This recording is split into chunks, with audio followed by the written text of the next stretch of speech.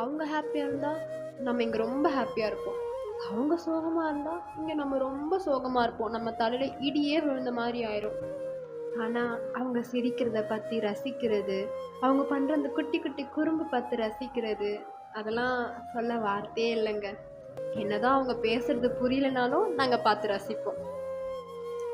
அவங்கள பற்றி நினைக்கும் போது நம்ம உதட்டோர ஒரு ஸ்மைல் வருது பார்த்தீங்களா, அதெல்லாம் ப்ரீஷியஸ் ஆனது. எங்கே தேடினாலும் நம்மளுக்கு கிடைக்காது. என்ன இருந்தாலும் அவங்க நம்ம கூட கடைசி வரைக்கும் வரப்போகிறது கிடையாது. அது நம்மளுக்கே நல்லா தெரியும். ஏன் இங்கே நம்ம ஃபீல் பண்ணுறது கூட அவங்களுக்கு தெரிய போகிறது கிடையாது. நம்ம யாருன்னு கூட தெரியாது.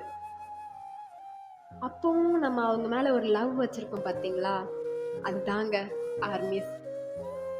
கனவுகளில் கூட காதலிக்க முடியாத காதலுக்காக கற்பனையில் காத்திருக்கும் காதலி.